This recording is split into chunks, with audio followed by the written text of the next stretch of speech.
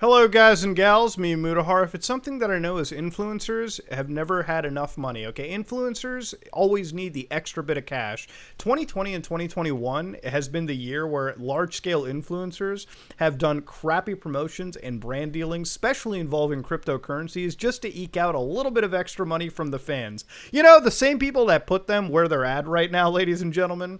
Now, I'm going to tell you right now that when it comes to money, all right, a lot of the highest-end influencers, people on the upper echelon, are swimming in the multi-millions. That shouldn't be a surprise to you. So it's extra weird to me that an influencer will jump in, promote a crappy coin at the cost of their fans' financials, especially during a time where people need every bit of money that they have to pay for rent, pay for food, especially when we're still currently in the middle of an actual pandemic. This is where I, one of the staunchest supporters of cryptocurrency in the last 6 and 12 months, have absolutely all but cut myself away from the technology. I can't support something that has so many scamming dipshits currently operating within it. Now, in the last several months, you've probably seen me cover a lot of important things, but to understand, this is not something that's over, okay? Just in the last week, if you go to Lindsay Lohan's Twitter account, which Lindsay Lohan is a pretty popular, actress as far as I know. Lindsay Lohan's entire 8.2 million followers, I don't know how many of which of these people are actually still even alive at this point. I'm sure that these people have entered cryogenic stasis because that's not a whole lot of interaction. But Lindsay Lohan will sit down and basically shill NFTs and shill coins. One of the coins that she's shilling, the tokens in this case, is Crypto Island. They will buy an island to co-own it. It's just the beginning and will be huge. Best moment to join. Look at that chart. Hashtag ad, hashtag not financial advice. I hate that term, not financial advice. God, in every capacity, do I want to I want to actually rip my eyeballs out and throw them at the goddamn monitor. Now, of course, Lindsay Lohan is not giving you financial advice, but if you go check out Crypto Island, they're buying an island and they're decentralizing it for the community. Now, of course, I could go sit and talk about this, but usually when one of these crappy token websites immediately tells you they're promoted by insert large follower count here, I'm not exactly jumping on board, okay? I'm not sitting there to read the fucking tokenomics for this bullshit. In fact, I want to see what the actual value for the token is right now.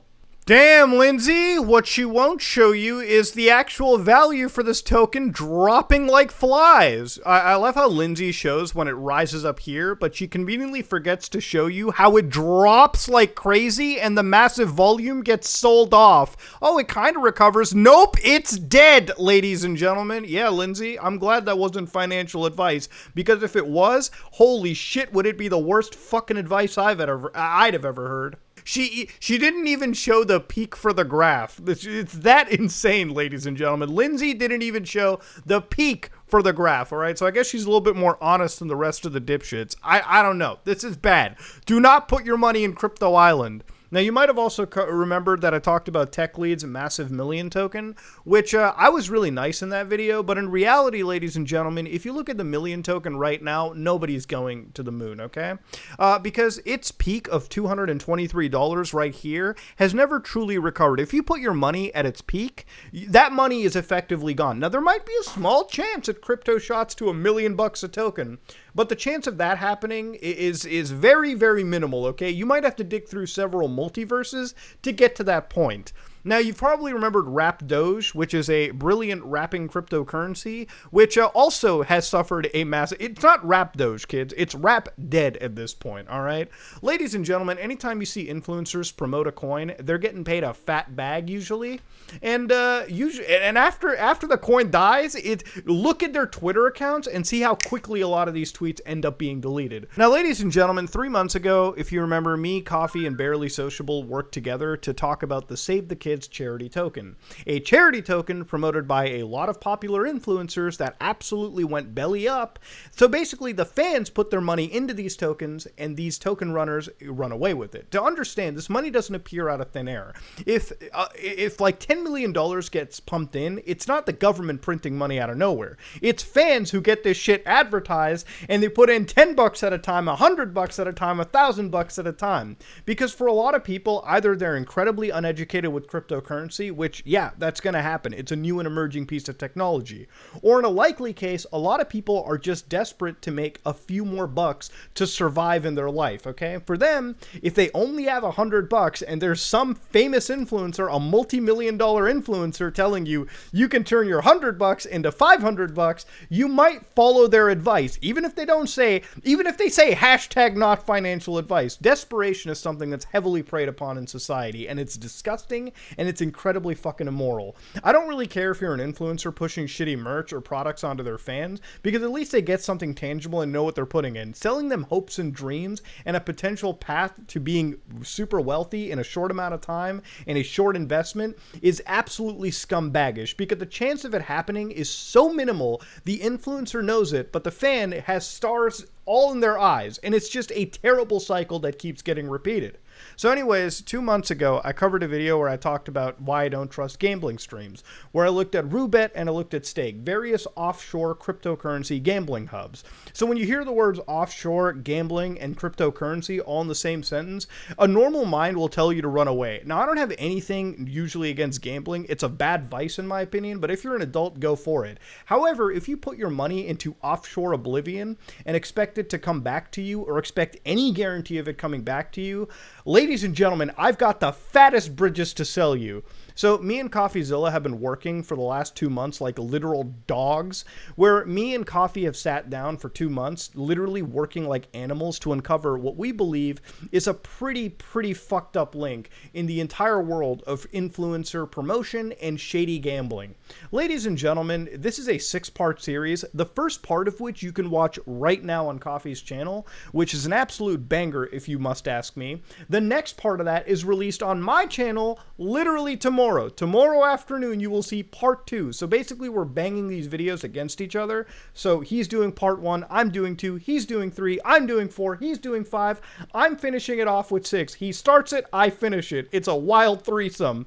And a good old gambling site is involved right into the middle. Ladies and gentlemen, who's going to get diddled? We'll find out in the next coming weeks. And the basic release strategy is, as I release part 2 tomorrow, next week is when I hope to release part 4, and Coffee hopes to release part 3. Initially, these were supposed to go back to back to back to back to back, but ladies and gentlemen, if you look at the dark circles around my eyes, I haven't been sleeping much, because literally we've been investigating. Coffee will tell you we have spent like 6 hours, 7 hours at a time sitting down and looking through blockchain records.